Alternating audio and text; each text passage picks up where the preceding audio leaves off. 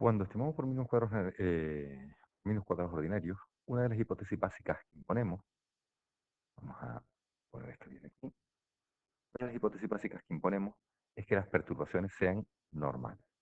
Es decir, que si yo tengo un modelo del tipo igual a x beta más u, nosotros asumimos que la u es una variable aleatoria normal. De esa forma, nosotros estimamos por mínimos cuadrados ordinarios, que esto sería x traspuesta de x elevado a menos 1 por x traspuesta y, y este estimador es un estimador Helio, eficiente, lineal y sesgado dióptrico. Recuerden que esto es así, asumiendo que la U es normal. Y además, hacemos los contrastes basados en la normal, que es el contraste de T y la F. La situación que nos vamos a encontrar ahora es la no normalidad. Es decir, ¿cuándo pueden, perdón, ¿cuándo pueden aparecer perturbaciones no normales? Pues esto nos puede pasar por dos cosas. Por una no normalidad, no normalidad intrínseca. ¿Qué quiere decir esto de no normalidad intrínseca? Quiere decir modelos en los cuales la U no se comporta como una variable aleatoria normal. ¿Qué tipo de modelos son ese? Pues la función de, no, bueno, ustedes habrán estudiado en microeconomía la función frontera. Modelo de función frontera, frontera, o la función de costes, o la función, bueno, función de coste, la función frontera, digamos que son modelos en los cuales la perturbación aleatoria no es normal. Y otros, que son los modelos de elección discreta. Esto lo verán ustedes en econometría aplicada. Son modelos en los cuales la endógena es una binomial, una variable aleatoria que toma dos valores, uno o cero. Por ejemplo, supongamos, bueno, el caso típico de tener un seguro de vida o no tener un seguro de vida. Si yo quiero estudiar la probabilidad de que un individuo tenga seguro de vida, el individuo o tiene seguro de vida o el individuo no tiene seguro de vida. Esto es una variable aleatoria binomial que al estudiar ese tipo de modelos con variable aleatoria binomial, la perturbación no es normal. Bien, esto en principio tan solo podríamos ver de forma teórica. Lo que sí podemos ver un poquito de forma más numérica sería la no normalidad que llamamos empírica. Empírica. Esto es cuando nos encontramos con lo siguiente. Pues bien, o distribuciones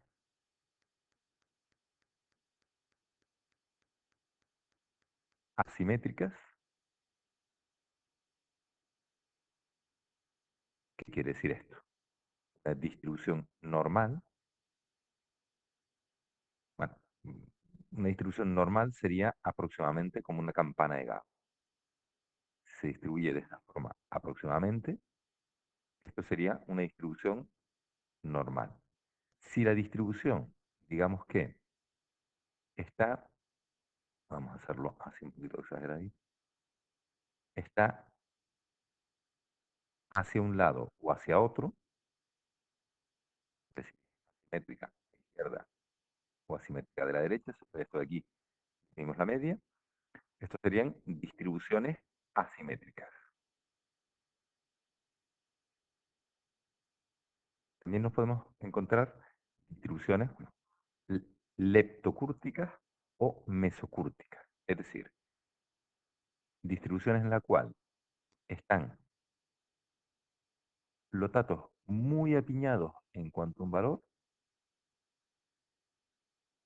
o sea, son muy puntiagudas, serían leptocúrticas, no hace falta hacerlo bien, una distribución muy puntiaguda, o una distribución en la cual tengamos las colas muy largas, tengamos muchos outliers, o sea, muy planas.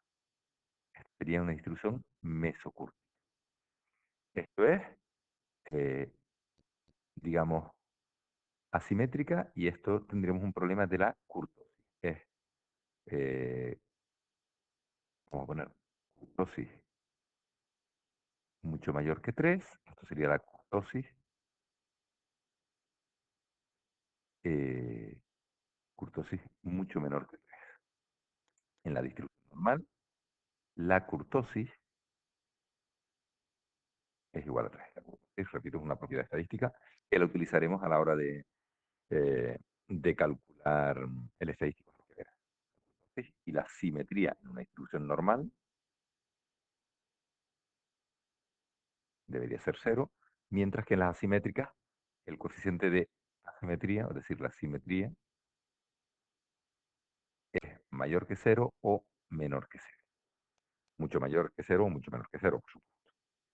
Bien, pues es importante decir que si nosotros tenemos no normalidad intrínseca, la solución que se le suele dar es,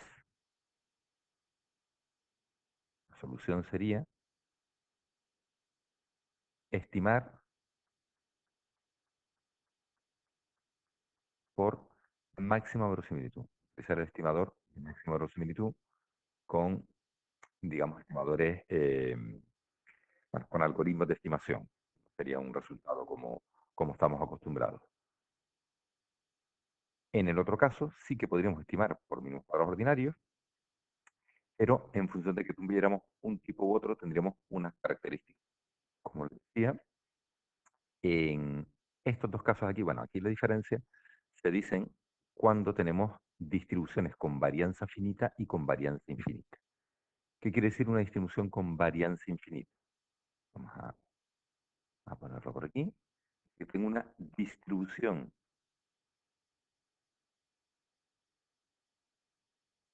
con varianza infinita,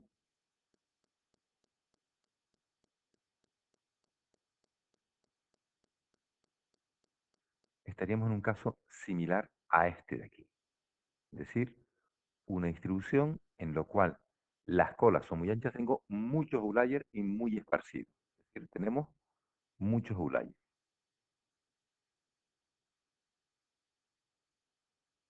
En ese caso, al estimar por mínimos cuadrados ordinarios, pues pasan diversas cosas. Primero, que el teorema central del límite, el teorema central del límite no es aplicable.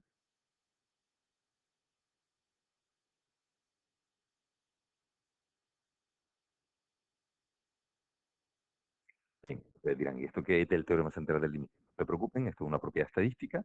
Ustedes lo único que necesitan saber es que no es aplicable. Los estimadores de mínimos cuadrados ordinarios serían, bueno, no serían asintóticamente anormales. Asin- Asintóticamente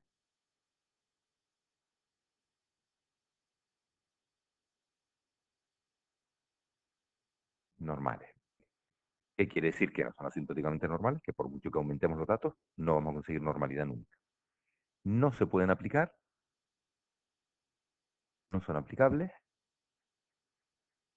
ni los contrastes de la T ni de la F. Están basados en la norma. Es decir, uno de los contrastes eh, que estamos acostumbrados se podrían aplicar. Y los estimadores son muy sensibles a cambio. ¿Qué quiere decir eso? Que si yo elimino algunas observaciones, pues cambia mucho. Es decir, es un estimador poco robusto. Este sería un caso con varianza infinita con muchos outliers. Sin embargo, si tuviésemos distribución con varianza finita, un poquito más, vamos a ponerlo en azul, en negro, aquí. Distribución con varianza finita,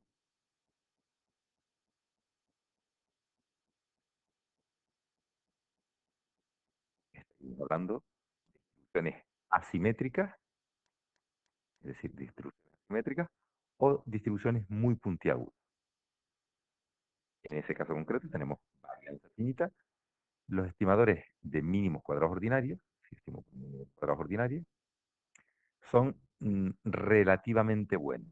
Es decir, eh, mm, digamos, eh, podemos, bueno, vamos a ponerlo así tal cual, que es lo que son, el estimador de mínimos cuadrados ordinarios es relativamente bueno.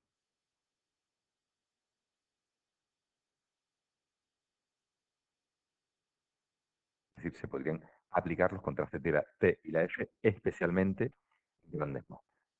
Resumiendo, si yo tengo no normalidad, puede ser una no normalidad por el propio modelo de frontera, modelo en el cual la endógena, eh, la endógena es una dicotómica, cuya solución sería estimar por máximo verosimilitud. O empíricamente, que es comprobando cómo es la distribución. Podemos tener distribuciones normales, asimétricas, puntiagudas o muy achatadas. El principal problema es las muy achatadas, con kurtosis muy baja. En ese caso, estaríamos hablando de una distribución con varianza infinita. Los estimadores serían muy malos porque son muy poco robustos. No se puede aplicar ni el contraste de Arted ni la F. Mientras que en las distribuciones con varianza finita, el orden mínimos cuadros ordinarios es relativamente. Voy a poner unas imágenes que aparecen en las transparencias, donde aparecen distintas distribuciones, no hechas a mano, sino para que ustedes la vean, para que vean a qué me refiero con puntiagudas y demás. Importante, todo esto estoy diciendo, es cuestión teórica para responder de forma puramente teórica. Como les acabo de decir, aquí tienen dos imágenes.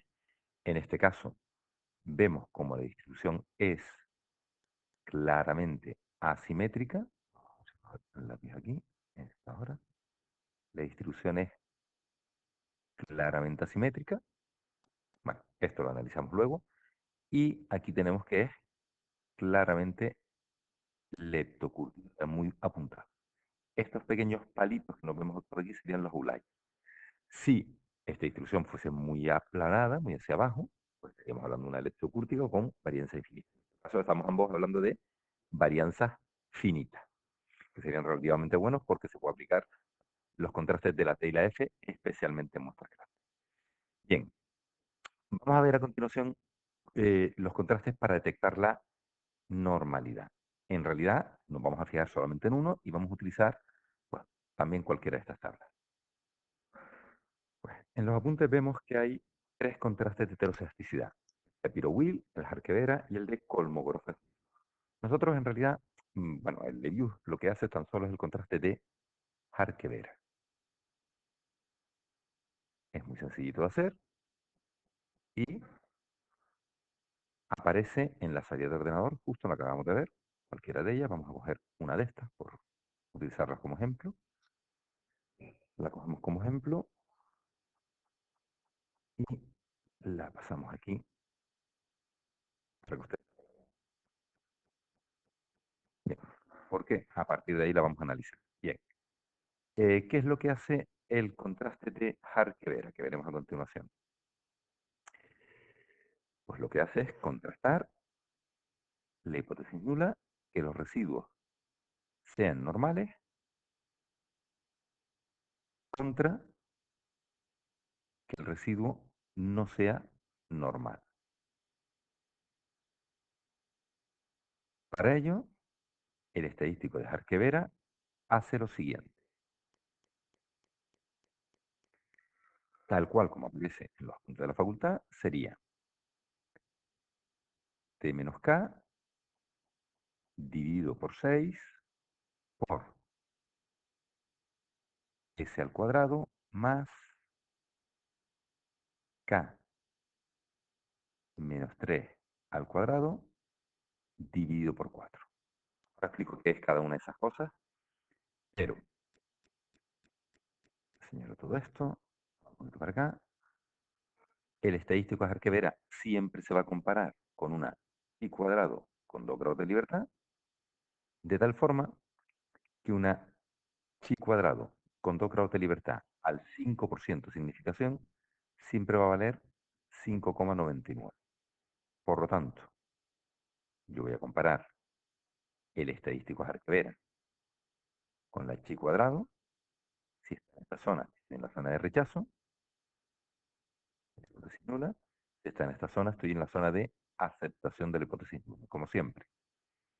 En este caso concreto, si el estadístico Arquevera es inferior a 5,99, decimos que nuestros residuos son normales, mientras que si el estadístico Arquevera es superior a 5,99, lo que decimos es que nuestros residuos no son normales. Lo que me falta decir que es T, que aparece ahí, que es el número de datos, que es K, que es el número de parámetros estimados,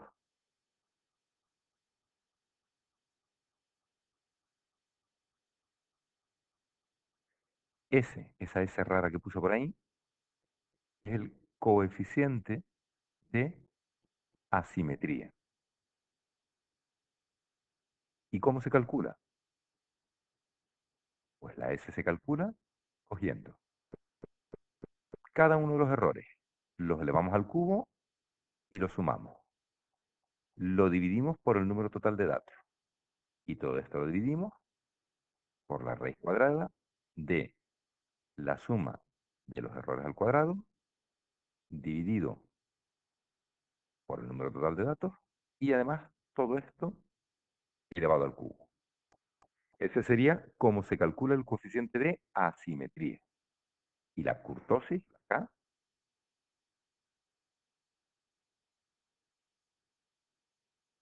esto es la kurtosis,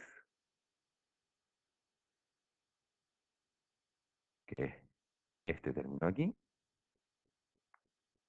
sería la sumatoria de los errores a la cuarta dividido por t, dividido por la raíz cuadrada de la suma de los errores al cuadrado dividido por t, todo esto elevado a la cuarta.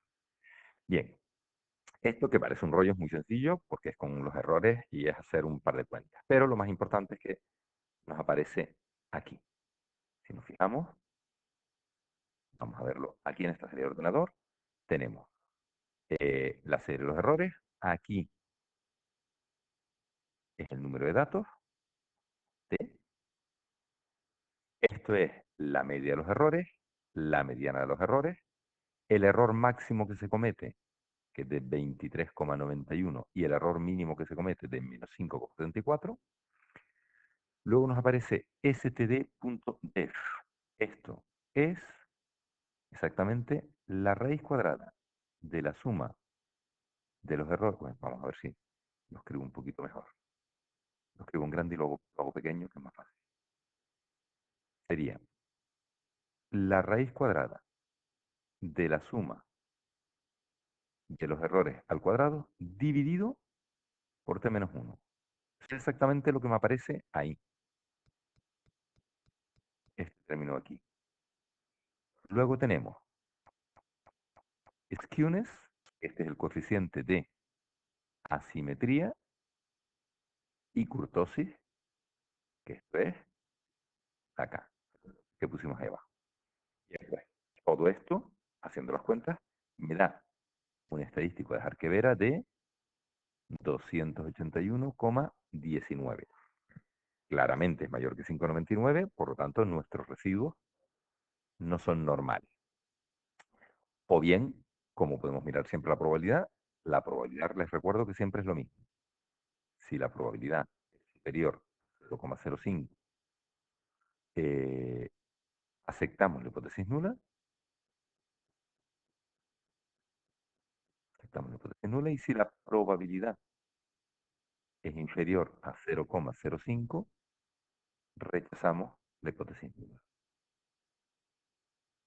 Esto sabemos que es así, que siempre se cumple y, vamos a agruparlo todo esto, y que es independientemente de este contraste o de cualquier otro. Esto siempre es exactamente lo mismo. La probabilidad siempre obedece exactamente a la misma ley. Bien, eh, ustedes dirán, sí, vale, pero los ejercicios de estos, bueno, bien, los ejercicios de estos habitualmente me van a dar una salida de ordenador y me van a decir que interprete esta salida de ordenador. Alguna vez, rara, les piden que hagan las cuentas del coeficiente de asimetría y kurtosis. Y esto es lo que van a ver ustedes en los ejercicios que haremos en el siguiente vídeo. Los ejercicios simplemente por verlos, es algo que dudo mucho. Al igual que el contraste de, de Shapiro-Wilk, que si bien explicarlo es un poquito complicado, eh, a la hora de hacerlo veremos que es muy fácil.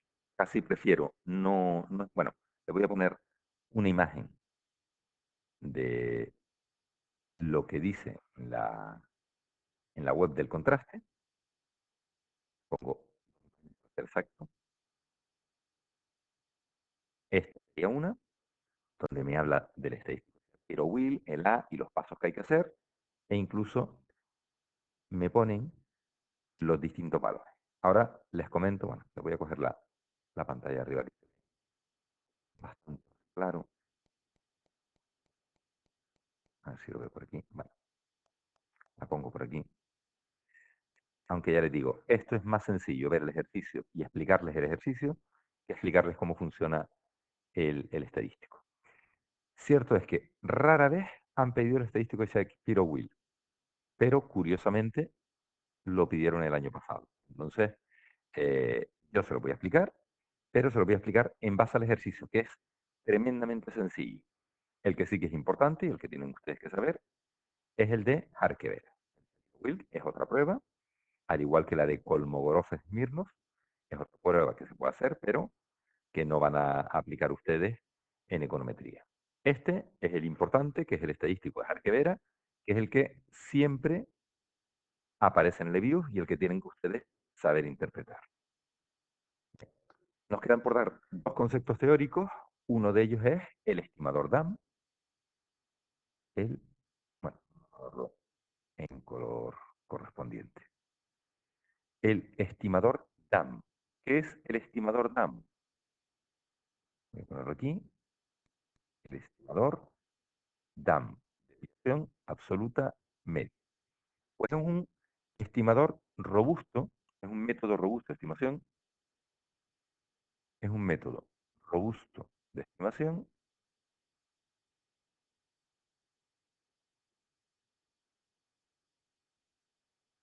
principalmente en modelos con varianza infinita. Recuerden que con varianza infinita el estimador de mínimos cuadrados ordinarios era muy sensible, pues el estimador DAM, el estimador de desviación absoluta media, desviación absoluta media,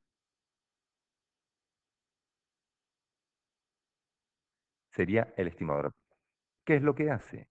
Lo que hace es minimizar el valor absoluto, bueno, o mejor dicho, minimizar,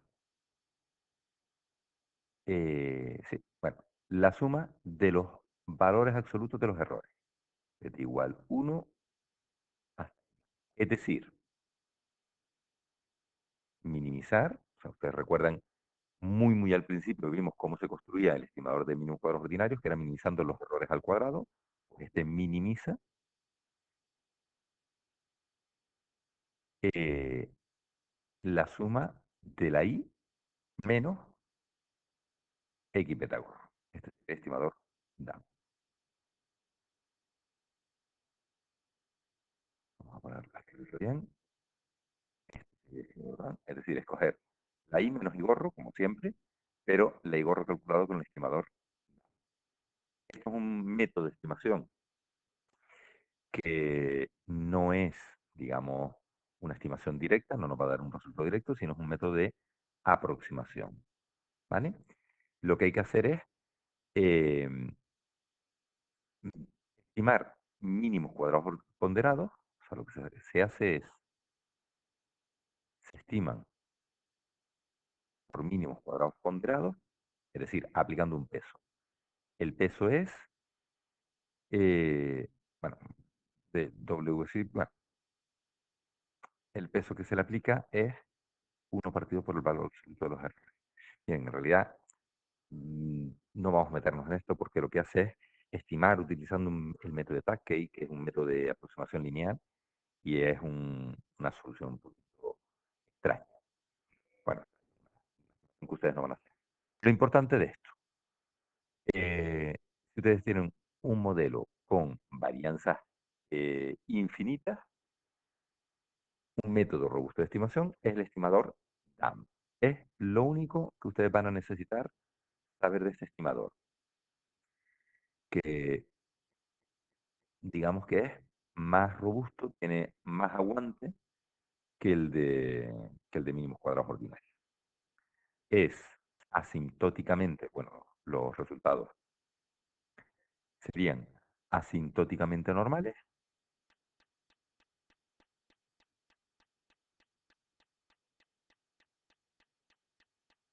normal y asintóticamente eficiente.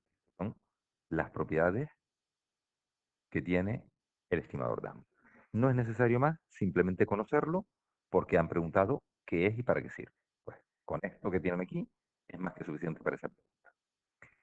Y por último, bueno, antes del resumen, añadir una pequeñita cosa más, que es las posibles soluciones. Añadir una página más. Las posibles soluciones a la estimación, es decir, ante presencia, bueno, vamos a ponerlo por aquí, en color negro, por ejemplo, y podemos poner, si las perturbaciones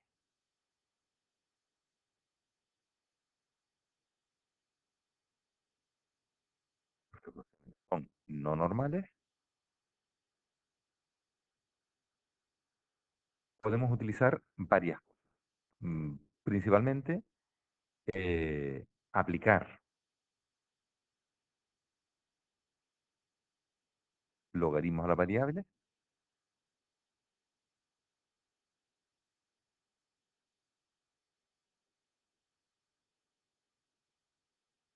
Esta solución también me sirve cuando tengo problemas de electricidad, se aplican logaritmos y se suele solucionar, o bien aplicando lo que llamamos la transformación de Box-Cox, o aplicar la transformación de Box-Cox. Repito, todo esto que estoy poniendo es puramente teórico. Esto sería la I sub i lambda, la pongo así, simplemente, que sería cogerla, a ver si lo pongo bien, I sub i elevado a lambda menos 1 dividido por lambda, si la lambda es un valor distinto de cero, o hacer el logaritmo neperiano de la i si la lambda es igual a cero. ¿Esto qué es? Son transformaciones que se le aplicarían a la variable para distintos valores de lambda. ¿Y qué valores de lambda se suelen utilizar? Pues se suele utilizar lambda igual a 1, lambda igual a menos 0,5, lambda igual a 0, lambda igual a 0,5 y lambda igual a 1. Es decir, se van aplicando distintos valores de lambda y viendo con esta transformación si me va solucionando el problema. ¿Vale? Simplemente es transformaciones que se pueden hacer a la hora de tener mm, perturbaciones no normales. Otra solución, otra posible solución es si la no normalidad es producida por presencia de outlier,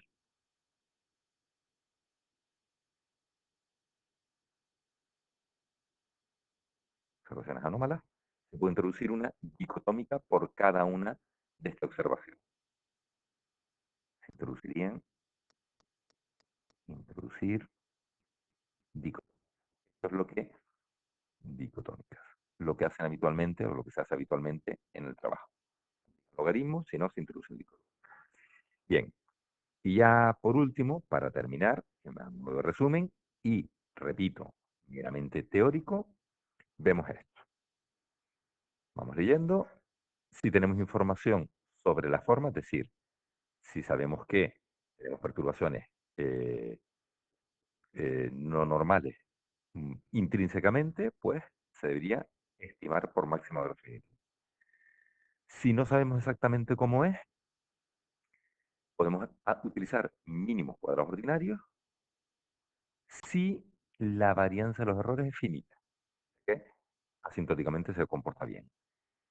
Si tenemos muchas observaciones extremas, es decir, varianzas infinitas, utilizaríamos el estimador robusto, el estimador DAM. Y luego podemos utilizar distintas soluciones de transformación de las variables o cambiar la forma funcional o incluso introducir dummies en el caso de sean cuestiones de varianza. Para acabar y para no aburrirlo, todo esto que estamos hablando aquí del tema de normalidad es una cuestión muy teórica. Lo único que nos interesa, a efectos prácticos, es el estadístico Arquevera. En el siguiente vídeo vamos a ver los ejercicios que tienen ustedes en la facultad de normalidad para que vean que esto es muy, muy básico y este, que es un poquito más complicado, lo veremos en la práctica.